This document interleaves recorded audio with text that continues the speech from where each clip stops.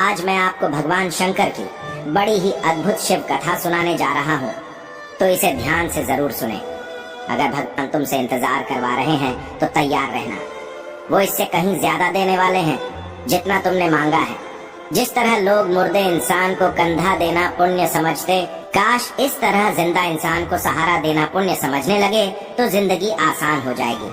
अगर आप ये शिव कथा सुन रहे हैं तो पूरा सुनिए। इस कथा को आधा अधूरा छोड़कर जाने की गलती मत करिएगा, क्योंकि इस पवित्र कथा को आधा अधूरा छोड़ने से आपको पाप भी लग सकता है। इसलिए इस कथा को पूरा सुने। आप शिव के भक्त हैं तो भोलेनाथ का अनादर ना करें। एक बार की बात है, एक शहर में एक साहूकार रहता था। उनके घर में पैसों की कोई कमी नहीं थी, लेकिन उनकी कोई संतान नहीं थी, जिससे वे बहुत दुखी रहते थे।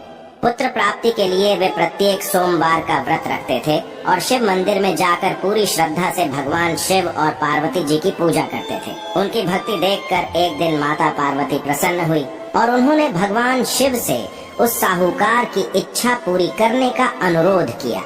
पार्वती की इच्छा सुनकर भगवान शिव ने कहा कि हे पार्वती, इस दुनिया में हर प्राणी को उसके कर्मों का फल मिलता है और उसके भाग्य में जो कुछ भी है उसे भुगतना पड़ता है। लेकिन पार्वती जी ने साहूकार की भक्ति का सम्मान करने के लिए उसकी इच्छाओं को पूरा करने की इच्छा व्यक्त की। माता पार्वती के अनुरोध पर शिव ने साहूकार को पुत्र प्राप्त करने का वरदान दिया, लेकिन साथ ही यह भी कहा कि उसके बच्चे की उम्र केवल 12 वर्ष होगी। साहूकार माता पार्वती और भगवान शिव की बातचीत सुन रहा था।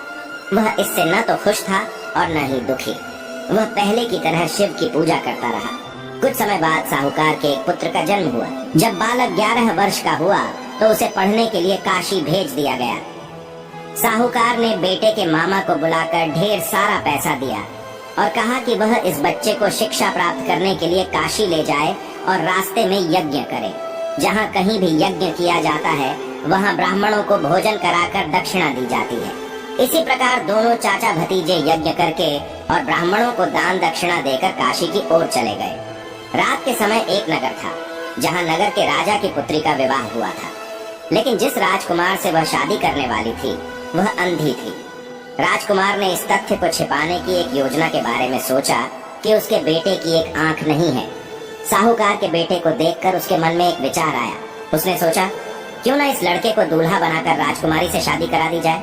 शादी के बाद मैं इसे पैसे के साथ भेज दूंगा और राजकुमारी को अपने शहर ले जाऊंगा।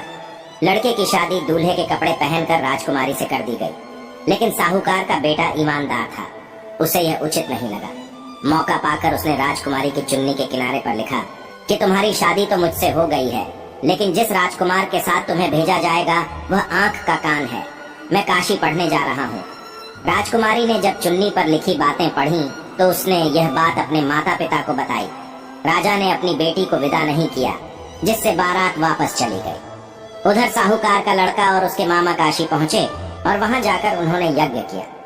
जिस दिन बालक 12 वर्ष का हुआ उस दिन यज्ञ हुआ। लड़के ने अपने मामा से कहा कि मेरी तबीयत ठीक नहीं है। मम्मा ने कहा कि तुम अंदर जाकर सो जाओ। शिव के वरदान के अनुसार थोड़े ही समय में उस बालक का प्राण निकल गया। मृत भतीजे को देख उसके मामा विलाप करने लगे। संयोग से शिव और माता पार्वती उसी समय वहाँ से जा रहे थे।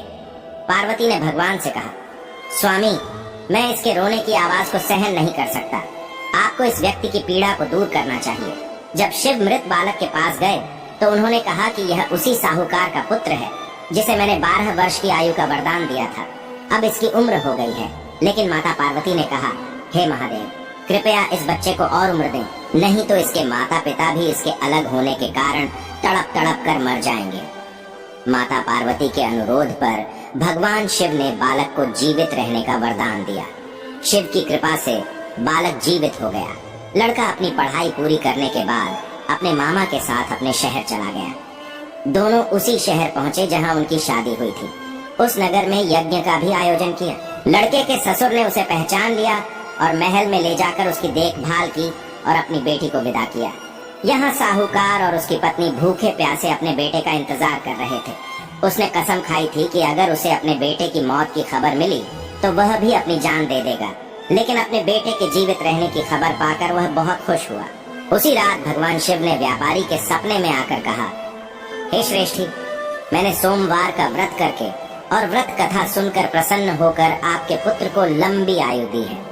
इसी प्रकार जो कोई भी सोमवार का व्रत रखता है या कथा को सुन और पढ़ता है, उसके सभी दुख दूर हो जाते हैं और उसकी सभी मनोकामनाएं पूरी होती हैं। तो मेरे प्रिय भक्तगणों, इस वीडियो को बोलते समय कोई त्रुटि हो तो मैं क्षमा चाहता हूँ। उम्मीद है कि आप सभी को ये वीडियो अच्छी लगी होगी। अगर आप शिव के सच्चे भक्त हैं तो चैनल को सब्सक्राइब और वीडियो को लाइक करके कमेंट में हर हर महादेव लिख दीजिए। धन्यवाद।